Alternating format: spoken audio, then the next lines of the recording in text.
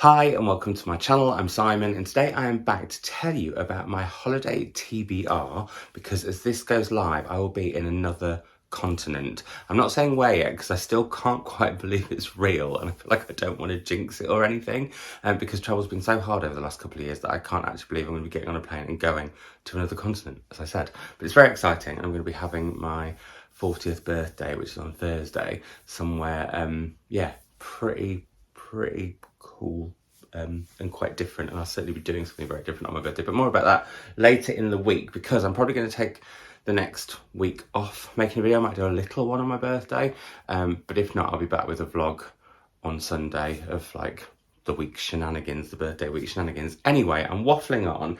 I didn't know whether I should sort of, what's the word that I always like to use, set my stall in terms of holiday reads, because a lot of people ask me if I read differently on holiday, and the general rule of thumb is that when I'm on holiday, I don't really read very much, whereas Chris reads like a demon, and I've seen how many books he's packed. I'm quite impressed.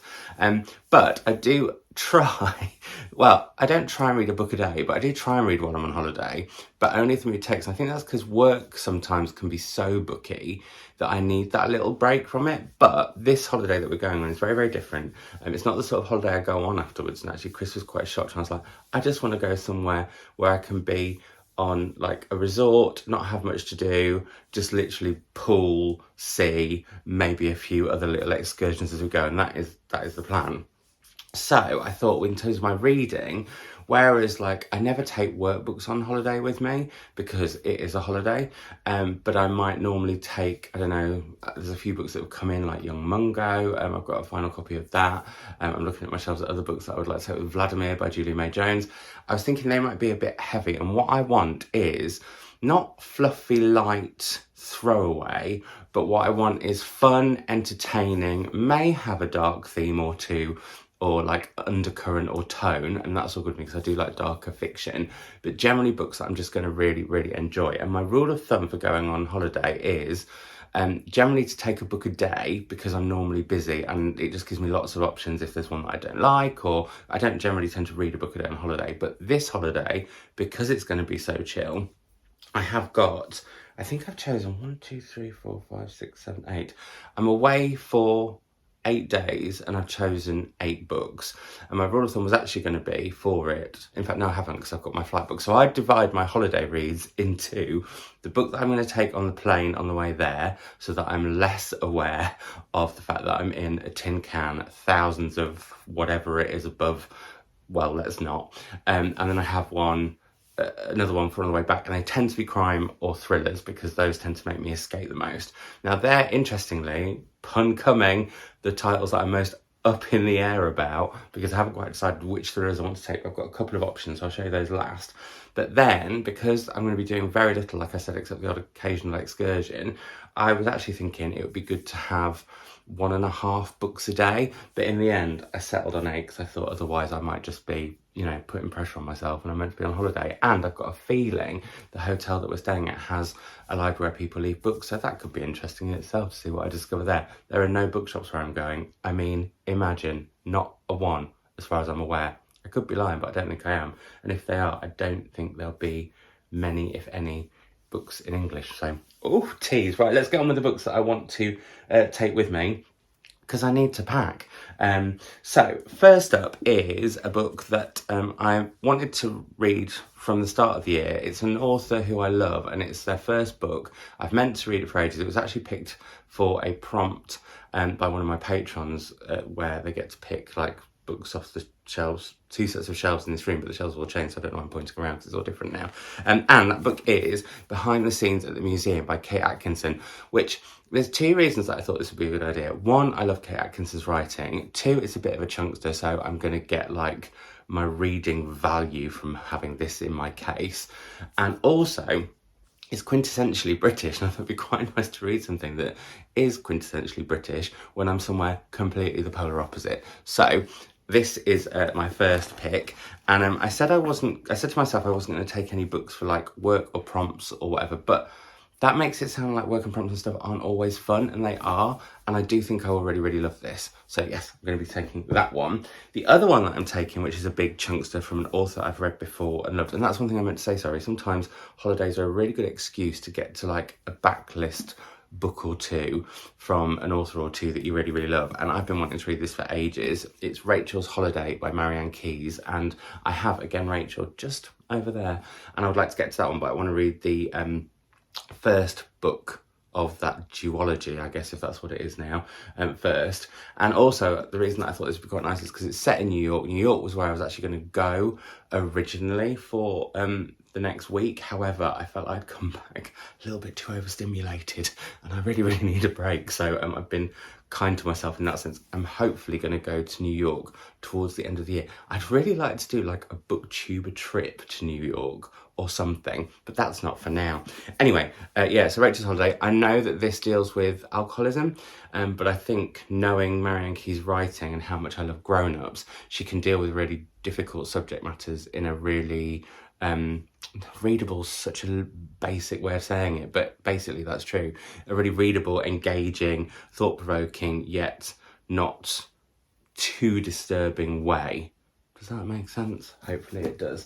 Then I have a book I've been meaning to read for ages, another chunkster, and I have got a few chunksters actually, because again, I'll have lots of time to read. And it is Reputation by Lex Croucher, which I have wanted to read for the longest time. I love Lex's channel, and actually, and Lena Norms will vouch for me on this, I'm sure, was in the same room as Lex and wanted to go and speak to them and didn't because I was too shy, and Lena thought it was hilarious. Anyway, this is meant to be a little bit like Bridgerton on, well, just on one, like Bridgerton Extra, like with characters that drink and get drunk and swear and all that kind of stuff. It's meant to just be really, really, really good fun. I know Lex has another book coming out later this year, so I wanted to get to this one first. So that is going in the bag. Also, because I don't want to be like, end up watching any TV while I'm away, I feel like this will feel like a Netflix series in a book. So we've got that. Then I have next approved, I think I've got a couple of forthcoming books, a few forthcoming books.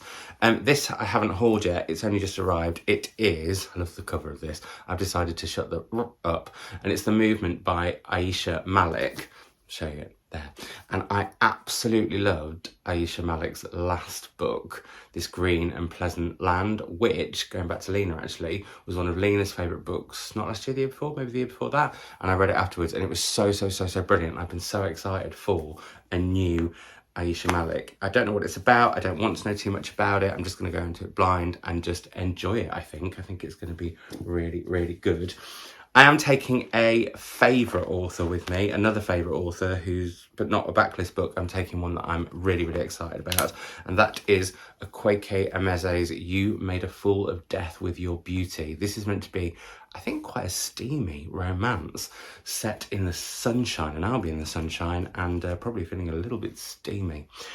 So yeah, I thought that would be quite a nice one to read. I was going to pack Bitter, but I felt like I would read that possibly too quickly, whereas I think this one might take me a little bit longer, although it's only 270 odd pages. But yeah, so excited for this one. And this is like a book that I've been saving as a treat, and this whole holiday is going to be a treat, so there we go. Then I have a book that came out earlier this year, and I wasn't sure about, and I've heard mixed things. In fact, yesterday, as I'm recording this, 'cause I'm recording this on Saturday, I got a comment from someone saying it was one of the worst books they've read last month.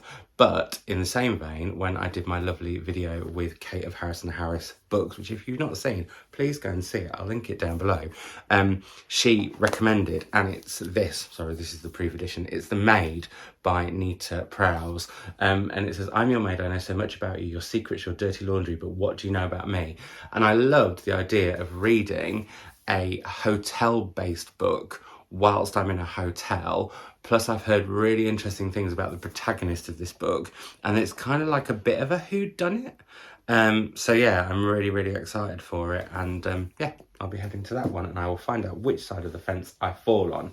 Now, The next two books, one of them is potentially work and one of them is definitely work, but both of them I definitely want to read and I think will bring me a lot of joy. The first is because it's from a favourite author of mine. This is the proof of their forthcoming next book, which I've been so excited about. And also Chris really, really, really wants to read this. And I think he'll add to a couple of these off my list, possibly. Although he seems to be taking Sarah Winman. Oh, and another book that I'm going to, or the first in a series of books I'm going to talk about in a bit, but he'll definitely probably read this one. It is A Tidy Ending by Jo Cannon. You can't see that because it's not on the cover of the proof. I love Joanna Cannon's books, and I've been a huge fan since The Trouble with Sheep and Goats. Trouble with Sheep and Goats? The Trouble with Goats and Sheep sounds right. The Trouble with Goats and Sheep. I can see it on the back. I don't know why I switched those two around. Anyway, this, I believe, is more going behind the net curtains of other people's houses, having a bit of a nosy at what secrets are going on. And I think it's about a woman whose husband is going out a lot at night, and at the same time people are being murdered, and it's how they interlink or possibly don't. I'm sure there's going to be some twists and stuff going on. But yeah, I'm really, really, really excited for this one. So yeah, I've another book that I was saving for a rainy day, when actually I'm going to be reading it in a blinky sunny day, because where we're going, apparently it rains one day of the year or something ridiculous. And then, oh, and I'm possibly, hopefully going to do an event with Jo when this comes out. So more on that as I know. And I'm definitely doing an event with this next author, and this is Ryan O'Connell's Just by Looking at Him. This book has caused a lot of giggles on this channel from a lot of you, because when I was reading like a hint about what the book was about, I don't think I've said penis on this channel. Well, I don't think I've said penis that much in general, but I'm certainly seeming to be back in the habit of saying penis now. But it's about a man whose boyfriend has the perfect penis, but just because they have the perfect penis doesn't mean they're the perfect boyfriend. And I'll be doing an event with Ryan in May or June. I'll be doing an event with him. So yeah, that's something to look forward to. I think it's going to be an online one. Anyway, that is one that Chris also really, really wants to read. So yeah, really, really looking forward to that. Now, I mentioned that I like to take, I think I mentioned this, crime on the plane, either, well, I was going to say either going out or coming back, both.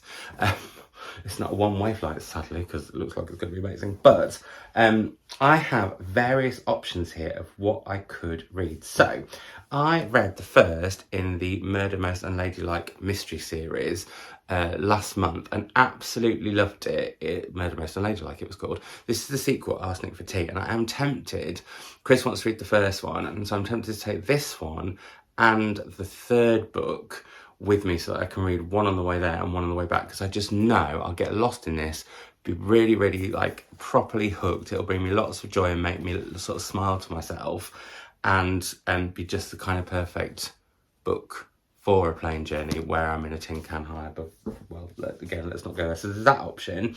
Then I was also thinking I'd really like to read The Bone Readers by Jacob Ross, which is set on an island, Kamaho, and I don't think I have read that many crime books by authors of colour, which I feel like shame on me for not doing. I'm just thinking about it, and I think the only one that I can think of is Attica Locke, who I adored.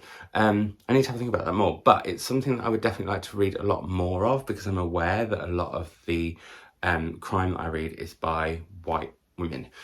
So yeah, that's one that I would like to head to, possibly. The font is quite small. Also, one thing I forgot to say is, with the exception of a couple of them, I have 2 copies of these books, so it means I will come back with less luggage. Or actually no, it means I'll be able to make lots of room for gifts, because there'll be space from where these books were in my case, but then they can be left in the hotel library for other people to enjoy. So that's the other one that I'm thinking of. I was also actually thinking maybe I will read, speaking of white women who write crime, I was thinking of taking Susan Hill's next Simon Sarayla Mysteries book, because I read the 6th one after a big gap of having read them last month, and really, really enjoyed that too. And it is about on the plane. I'm just really enjoying myself. However, there are 2 other thrillery type books, although I'm not sure if this one is a thriller or not. I started it and I didn't get that vibe. I read 41 pages and then stopped for some reason, but it's Little Fires Everywhere by Celeste. I've had this for ages. I've been meaning to get to it for the longest time. I really loved Everything I Never Told You, so this could grip me on a plane, possibly. And the other one is a book that may make lots of you laugh, because it's been on my shelves forever, and that is out by Natsuo Kirino.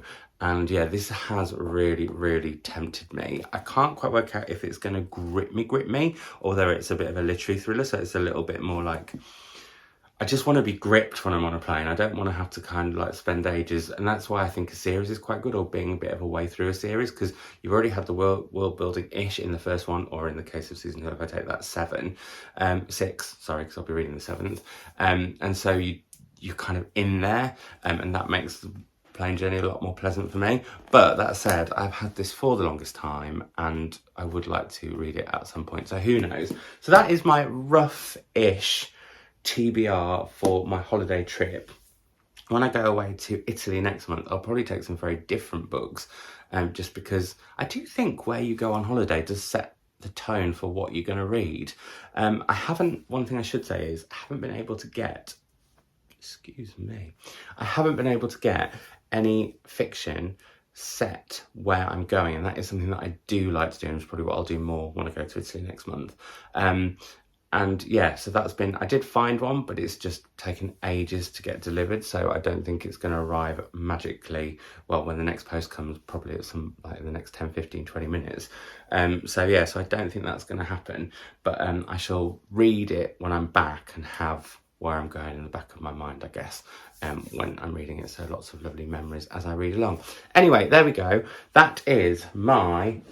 These are my definites that I'm definitely going to be taking with me on holiday, all 8 of those treats. And then I have these potential ones to take on the plane. I'll be vlogging the week. I meant to say there's not a vlog this week, because last week I was... what was I doing last week? I was reading for the British Book Awards, and I couldn't really talk about what I was reading. And it was also my last week before I'm off for a bit. So I was trying to cram in a few weeks' work into a few days, which is quite a tricky beast. Also, just a reminder that, why have I started to get pointy in videos? Also, a reminder that if you would like to come shopping with me and my mother in real life, you can. You can go to the site, which I'll link down below, and bid, because we are up for auction for Book Aid for Ukraine. And yeah, we will go afternoon book shopping with you, either on a weekend in June or maybe sort of October, because between July and the end of September, I'm travelling all around the country for 15 weeks. I'm not going to be able to do, I'm pretty sure I'm going to be able to do book shopping, but not book shopping in London with mum and other people. And also, we'll go to a minimum of 4 bookshops. I'll throw in some tea and cake or other refreshments along the way, and we'll just have a lovely time. So if you fancy doing that, it's linked down below. I will possibly be back for a brief video on my birthday on Thursday. I've got an idea of what I'd like to do, but it'll be quite quick and whatever, I think. And otherwise, I'll be back in a vlog next Sunday, and then hopefully business as usual. Well, until I go away again in April. I feel it's a bit surreal, isn't it? Going, like, having not really gone anywhere at all for so long, apart from like cities in London, cities in England for work, to suddenly travelling to 2 different like places on a proper plane and everything. Well, I have been on a plane to Ireland, but it took like 30 minutes. So yeah, it feels very, very surreal. Anyway, I'm wanging on now, waffling away. If you get this far, I would love you to leave me a sunshine emoji. That would be nice. Or even a shark emoji, for reasons that will become clear when I next see you, hopefully. I'll speak to you all soon. Bye.